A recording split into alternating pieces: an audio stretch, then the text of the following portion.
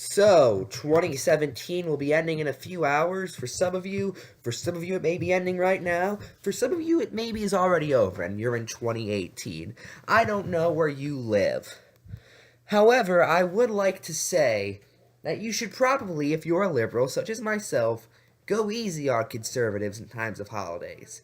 After all, Christmas is the worst day of the year for them. It's about community, generosity, selflessness, pagan traditions, and enjoying cooperation to bring warmth and happiness to all, regardless of race or gender. It's literally everything they hate. Please imagine their shock. I stole that from a Twitter account called Absurd Conservative Memes. It's really good. I'd recommend it. But 2018 will be the year of the midterms, and we get to finally see who's going to win. I've been betting that Justice Democrats will be the reason Dems take back the House in 2018. However, that's assuming there's really enough, and I do not see them taking back the Senate, mind you, but that's still up in the air. Odds of them taking back the Senate are essentially limited in 2018. Odds of them taking back the House, I'd say, are around 50-50. We also are entering the second year of Donald Trump's presidency. I have officially made over 200 videos on Donald Trump. Go check those out. I've also produced over 1,000 videos on this channel.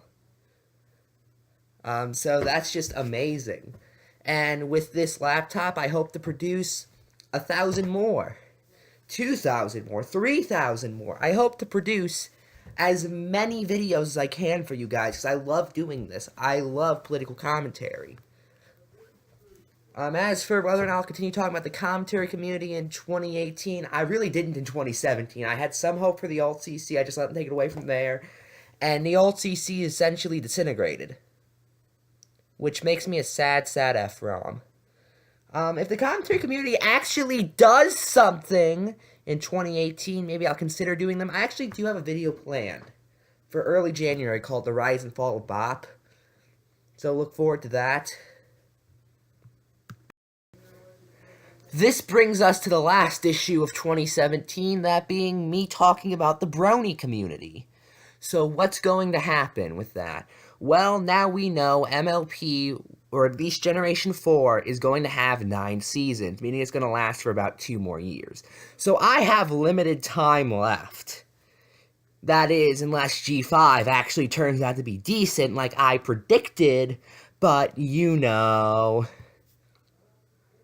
Essentially, I did actually have a segment planned to talk about the people leaving the show for Season 8, but it's what I already talked about in my video addressing the G5.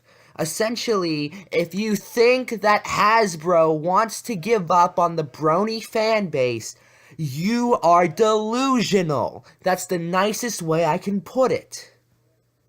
You have no understanding of how business or economics actually works. Even if the brony fandom is just a drop in the bucket, we're a pretty big drop, and Hasbro would have to make up for their loss. But okay. Sorry, it just bothers me an extreme amount when people act like Hasbro is this big company who's been conspiring to end the brony fandom. I thought we all got over that when Faust was fired, and all those people left the fandom. Then they left again when Twilight got her wings. Then they left again when Starlight came on the show. Then, wait a minute, actually, all of those have led to the show gaining massive improvements. It's almost like these people are complete idiots. But, you know, that's besides the point.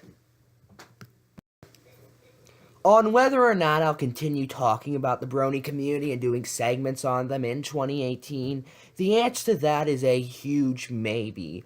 On one hand, since now I know when the show's end, I'm kind of inspired to do more, but on the other hand, you can't force out segments. I tried that early on in 2017, and especially kind of midway through. I mean, just look at some of the Respect the Artist videos I did. A lot of those were kind of weak because of that. Even if you think my points were valid, which a lot of people didn't, mind you, even though I still think they were. At the same time, there were only really 3 arguments brought up. And I was just essentially wasting time by doing those over and over. I think I made like 10 of those videos. So you can't force out segments. However, at the same time, if they continue acting like, well, the brony community, of course I'm going to continue covering them. They're the brony community. They're kind of a staple of the show now. Whether I like that fact or not, like the commentary community was for a while, like politics has always been for this show. Or at least like I made politics midway through 2016. By the way, this is my first full year as a political commentator. That's been fun. I love doing political commentary. I love commentating on the brony community. I love talking about the commentary community even if I rarely do it anymore. It all depends on what the community itself gives me, and I'm still interested to see what they do. They're running out of time, just like the show. Will they improve in seasons 8 and 9 and actually make a worthwhile analysis community? I doubt it. But anyway, if you need me, I got some literature. I got some fine pieces of literature to catch up on. I finally got myself some Tom Hartman books. I absolutely love Tom Hartman. Got some books from him now. I got Screwed and Rebooting the American Dream. It's flipped, I know. I got Sanders' book right here, Our Revolution. Again, I know it's flipped, but still. It's a great book. You know, I love Bernie Sanders. I got myself some more Michael Moore books right here. I got some... I'm actually a pretty big Michael Moore fan. I actually got like 4 of his films back there, too.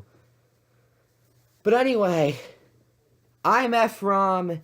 Happy New Year's. Maybe I'll record a couple more segments tonight. But I doubt it, honestly. Goodbye.